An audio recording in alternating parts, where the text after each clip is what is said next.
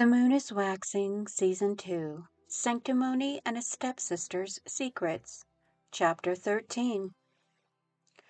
2 hours later, City Central Hospital. Jared Longclan leaned against the wall outside the surgery room. The blue light showed they were still working on his cousin, but at least it wasn't red. Their grandmother had come and left. Both of their parents were flying back from overseas. Amber joined him, offering a glass of milk tea. "Where's Thomas and Geo?" he asked. Thomas was outside Naya-Mei's room with Katrina. She almost didn't make it. Geo is with his sister. Cece has a concussion. Leanna's parents took her straight home from the school.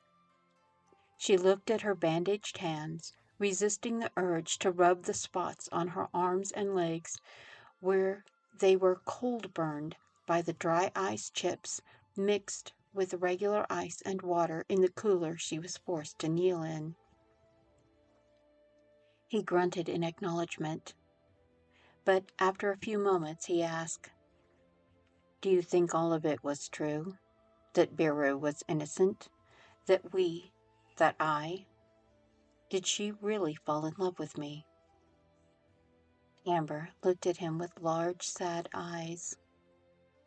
"I do. She used to watch you, and after tutoring you, she would smile like she was sitting in the sunshine.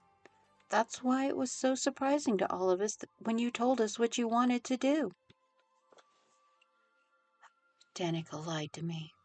He rubbed his face, then ran his hands through his hair, clutching the longer part on top like he wanted to pull it out. "Are you still going to marry her?" Amber asked.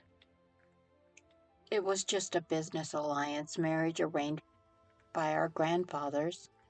And the truth is, I never liked her that way. We probably would never have gotten married. She was mine and Jack's oldest friend, and she used us to torture and kill a girl who just wanted to get as far from her as possible." He sat down with his legs slung out in front of him as he slumped on the bench. "I was so stupid. It's no wonder the board is already convened to have me removed as heir to the company. The company is expected to hit the down limit for trading on Monday." "Oh, Jared, I'm so sorry." "I just want to know why. But Danica is refusing to even talk to me. She won't answer my text, and she has blocked me on social media." Jared lamented. "She won't answer me, Cece, or Thomas either." Amber sighed. "She's claiming the video of her bullying Biru and that other girl are AI deepfakes on her social media, but several former classmates have already confirmed that they aren't." She wiped her tears, revealing, "Everyone from White who bullied Biru has been doxxed and is getting harassed. Someone even threw pig's blood on Rook's door. His parents' fitness centers and spas have been vandalized and looted. It looks like every client of every location, from the capital to South City, have canceled their memberships and appointments. Showing the screenshot cancellation proof is trending in the top 20. "Oh God, I ruined us all," Jared lamented. "It was Danica," Amber refuted him. "No, she didn't make us do the things we did. All she did was lie. I was the one who encouraged it." His confession made him feel sick to the bottom of his soul. He had never imagined he was this kind of person. He thought he was noble, righteous. But he realized he was evil because he had enjoyed it all until the truth came out. Jared looked back up at the light over the door of the surgery room. I I think Thomas is in love with Naya-Mei, but after everything? Amber nodded. They both knew there was no hope for any kind of reconciliation or relationship between their friend and the only girl who had ever interested or challenged him.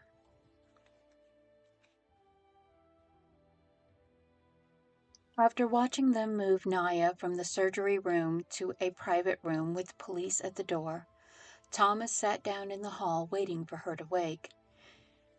He had fought for his right to remain and wait for Naya to wake with CSI Luna Shield, who he knew was the adopted daughter of the Goldfield group.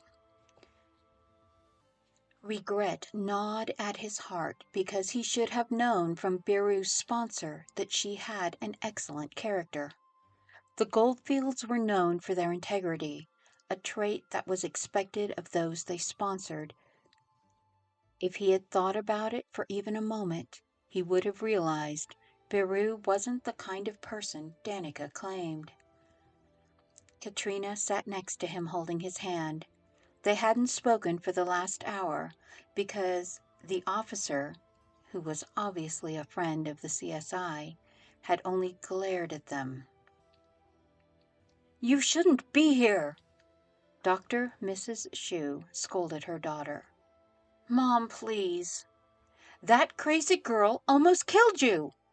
The angry mother snapped, but Katrina stood and hugged her, reassuring her mother. "I know, Mom, but she didn't." "She wouldn't have killed us," Thomas refuted. "Letting us die would have meant didn't continue to suffer." He stood as his mother stormed toward him. Without a word, she grabbed his arm and tried to drag him away, but he resisted. "I'm not leaving here." "You are. There is a jet waiting to take you to the UK and—" "Stop it, Mother!" he yelled, and she slapped him. Glaring at her, he straightened his back. "I participated in the death of Biru Lishu. I did not verify the evidence presented and tacitly encouraged the bullying." He dropped to his knees and kowtowed with a thud. "I have brought shame to the family." He banged his head on the floor again. "I have dishonored the traditions of the Judicates."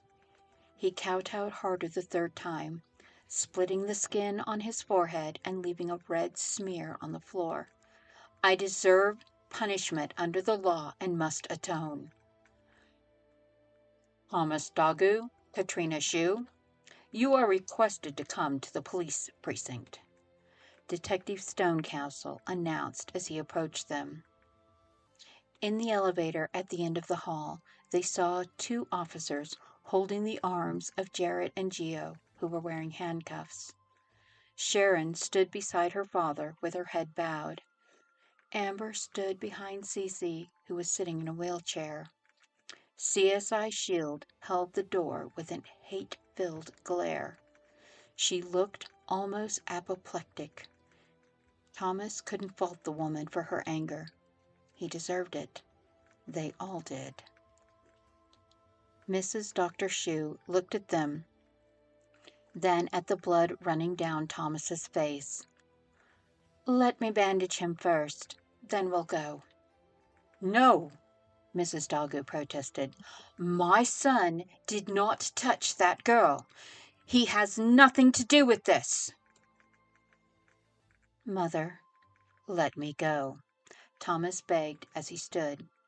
Hugging her, he murmured, "I love you too. I'm sorry I have brought dishonor to our family." 1 week later. Two older gentlemen sat in the City Central Hospital Commons, enjoying tea. "Are you certain about this, General Liang? She almost killed your grandchildren." The retired general, sipping his tea, refuted. "No, she didn't. The plastic explosive bricks were fake." General Shield reminded, "But the 200 liters of fuel oil wasn't." "True, but she did tell the rescue services exactly what they were dealing with. The only person she intended to kill was herself. She is too valuable an asset to waste her talent. That is why I called you and Director Fort. General Leong looked out at the bustling streets. The world is changing, old wolf. Dragons like me have to find new treasures to preserve it. A phoenix may burn to ash, but it always rises again. The skills she showed were impressive, and her language prowess is unmatched by recent recruits, General Shield agreed. I'll make the offer and the arrangements. Grandfather? Luna's voice called out from across the room. Turning, he nodded as she came over. Luna, do you remember retired General Leong? Yes, it's good to see you again, sir. She bowed respectfully, then looked at her grandfather. Why are you here? Am I not allowed to visit my favorite granddaughter during the Cherry Blossom Festival? He gave her the smile only meant for her and her late mother. I wish you had called. I was just grabbing a drink before heading to a crime scene. Would you like a late dinner? I can call you when I get finished. Dinner would be nice. Go, do your job. He waved her away. She kissed his cheek, then went to the drink kiosk as her name was called.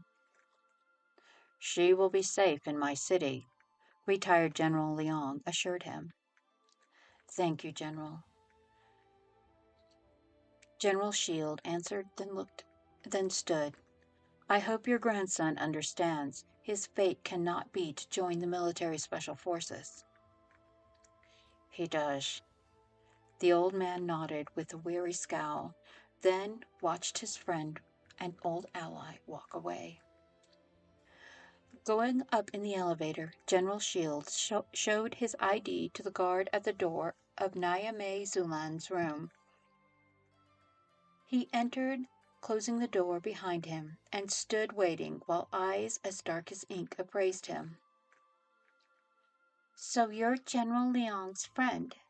You know they're sending me back to the mental institution when I get out of here. What does the military want with a murderous mental patient? Her snarky tone reminded him so much of his daughter and granddaughter that he smiled. Miss Xuilan, I am here to offer you a job. Those you so prolifically humiliated for the bullying of your stepsister have all agreed to go to jail or serve community service, except Jack Longclan, who you crippled for life and has been given a medical exemption. The general explained. The most curious part is that all the students of Class 1 of the White Academy and Headmaster Oxine have written you letters of forgiveness. There will be no criminal charges in connection with your very interesting language lesson stream. How do I know the families won't come after me when the attention dies down? I cost them a lot of money and caused them a lot of embarrassment, Naya reminded. You did, but only the Cheeman family is holding a grudge, according to Judge Dagu and General Leong. I won't remove the future postings of what they did to my stepsister. Biru's suffering deserves to be remembered, Naya insisted as her working hand balled the covers. Her other hand was still in a soft cast where she cut her wrist. And it isn't just me. I have my Aunt Miriam to think about. Your language skills alone make you valuable to the military and National Security Investigation Agency. We can offer you and your aunt new identities, stable employment, and the ability to track down people like the Lus and Chimans who think their wealth entitles them to escape justice by hiding their crimes and allowing them to flee overseas. He studied her contemplative expression, then added, "Their criminal contacts and organizations collude with groups in other countries, which communicate in many different languages. You could help catch them. How do you feel about using your talent for more than teaching or acting as a translator for some diplomat?" "But everyone knows who I am. The whole internet has seen my face. They will recognize me." "Faces can be easily changed, child. Identities can be erased and reissued. Nothing is impossible for a highly talented person such as yourself." Naya stared at him, her mind going over the possibilities. A new life for both her and her aunt. Protection, and the chance to use what she loved to protect others from the wealthy elites and criminals of the world. Dark eyes blinked once before she asked, "When can we leave?" 2 months later, South City Correctional Facility. Thomas Dogu sat on the other side of the glass, waiting for Jared Longclan to be brought to the visitor room. He stood when his best friend entered. Jared looked tired. His head was shaved, and there was a bruise fading below his eye. "What happened? Do I need to call my dad?" Thomas demanded. Touching his cheek, Jared scoffed. "It's fine. Another inmate punched me because his sister was bullied to death. I was just walking past him in the hall. I deserved it." Jared smiled, but it looked more like a grimace. Then he asked, "How's Jack?" "He still can't use his hands. Katrina's mom said it would have been better if Naya-Mei had cut them off. She maimed him in a way that he will never be able to use his hands again normally."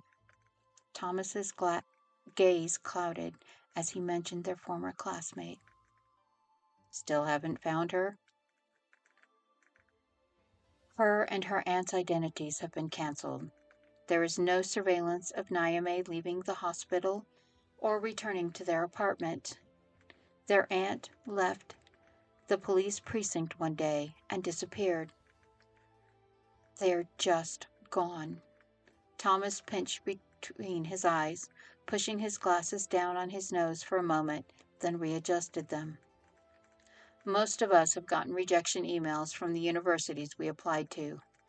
Sharon tried to kill herself. After 2 weeks in jail, she was sent to a mental hospital. Leanna is in therapy and was for cleanliness obsession and refuses to leave her home. Cece has recovered from her concussion and is cellmates with Amber and Katrina at the Women's Detention Center. They are getting out in 5 months, but Amber lost her spot on the national team. How are Gio and Rook?" "We were attacked in the lunchroom last weekend, so they have us in solitary most of the time for our protection. I never realized how many people were and know victims of bullying."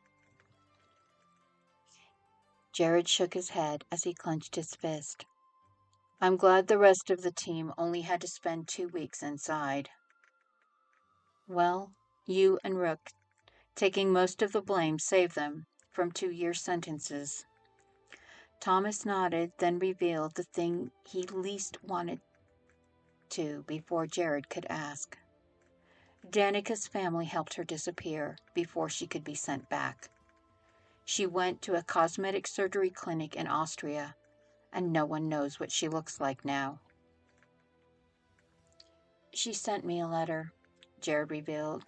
"She said Biru deserved to die and thanked Jack and I. Then she declared our engagement broken because she won't marry a convicted criminal." Shaking his head, he leaned back in his chair and stared at the ceiling. "How did I never realize she was a narcissist and psychopath? I was Biru's friend.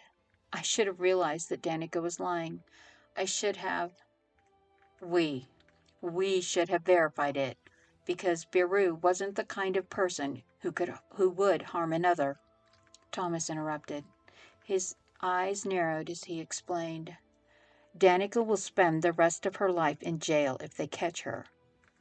Juvenile court prosecuted the case with adult criminal court. Even though she was 13 when the bullying led to the first death, they charged her as an adult because she is over 18 now.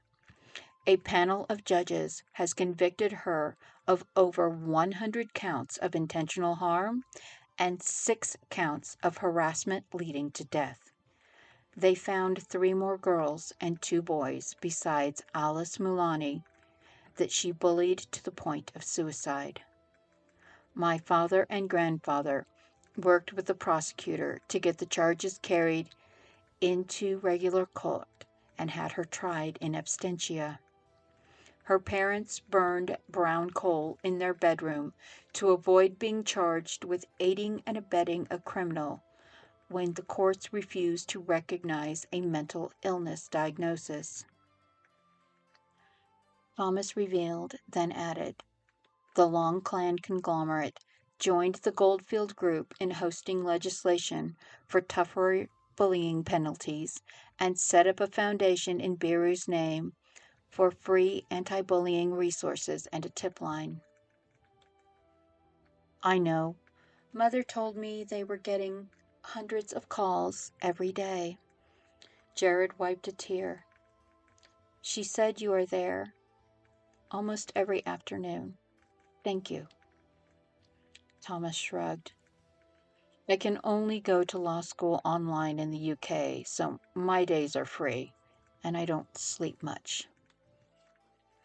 A guard tapped on the window, and Jared stood. "Thanks for visiting us. Don't tell Gio or Rook about Sharon's suicide attempt." "I won't. See you next month. Stay safe." Thomas encouraged him, but his feeling of helplessness was like the punch in the face Jared gave him under Naya-Mei's orders. 1 month down, 23 to go. Jared went out before Thomas could reply. Thomas rubbed his face to hide his scowl, then smiled as Gio entered the room. "Hey, Gio. How are you?" Arriving in the capital and going straight to Leo Goldfield's apartment, Luna and Soleil laughed with Leo and his wife Opal while they fawned over their cousin's month-old baby.